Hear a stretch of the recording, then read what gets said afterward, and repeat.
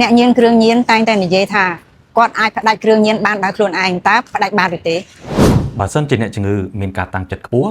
ឬក៏មិនទាន់ប៉ះពាល់សារធាតុញៀនច្រើននោះទេគឺអាចបាន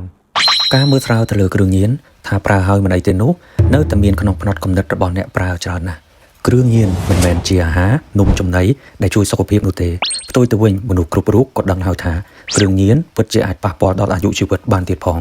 ការប្រើប្រាស់គ្រឿងញៀនខាតទាំងពេលវេលាខាតទាំងលុយកាក់ខូចទាំងសុខភាពបើសិនជាអ្នកប្រើប្រាស់គ្រឿងញៀនស្ថិតនៅក្នុងកម្រិតមួយមេរោគនៅត្រឹមរាងកាយអ្នកជំងឺគឺអាចតាំងចិត្តផ្ដាច់បានតែបើសិនជាអ្នកជំងឺចូលដល់កម្រិត2ឡើងទៅអ្នកជំងឺមិនអាចផ្ដាច់ដោយខ្លួនឯងបានដោយងាយនោះទេតើអ្នកញៀនគ្រឿងញៀនអាចផ្ដាច់មកវិញដោយវិធីណាមាន2ជំរឿសម្រាប់ការផ្ដាច់សារធាតុញៀនជំរឿទី1អ្នកជំងឺត្រូវធ្វើការតាំងចិត្តឲ្យបានខ្ពស់ហាត់ប្រាណមួយថ្ងៃឲ្យបាន30នាទីឡើងទៅញ៉ាំទឹក3លីត្រក្នុងមួយថ្ងៃនិងញ៉ាំទឹកដូងឲ្យបានញឹកញាប់ជំរឿទី2អ្នកជំងឺត្រូវប្រើឱសថបន្សាបនិងសម្លាប់មេរោគចេញពីរាងកាយបើសិនជាលោកអ្នកកំពុងតែមានបញ្ហាទៅលើសារធាតុញៀនលោកអ្នកអាចធ្វើការពិគ្រោះប្រឹក្សាដើម្បីបន្សាបសារធាតុញៀនបាននេះជា feedback របស់អ្នកប្រើប្រាស់ចាបងគាត់រៀងផ្លែកលើអត្តចរិតច្រើនបងរយៈពេលថាគាត់លេបបាន10ថ្ងៃជាងហ្នឹងបងចាបងឲ្យគាត់គេងបានញ៉ាំបានថាម៉ោង10អីបងគាត់ចូលគេងបងពីមុនអីបងគាត់គេងដែរសូវលក់ទេបងទៅរៀងផ្លែកជាងមុនអារម្មណ៍អីអាសូវជឿដូចមុនណា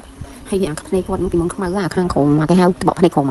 គេតាំងពីអត់លេងថ្នាំមកអីវាខ្មៅដូចមុននេះហើយថ្ងៃមួយខ្ញុំក៏ចង់ថាអូខ្ញុំប្រើទៅវាអារម្មណ៍ថាផ្លែកទី1ផ្លែកទីការនិយាយស្ដីទី2អត់សូវឆេះឆាវច្រើនអីចឹងខ្ញុំចង់ប្រាប់ឯងបាត់ហ្នឹងវិញ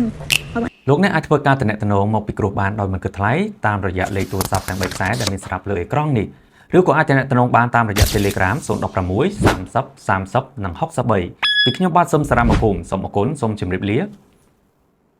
គ្រឿងញៀនអាចបំផ្លាញអ្នកបានគ្រប់យ៉ាង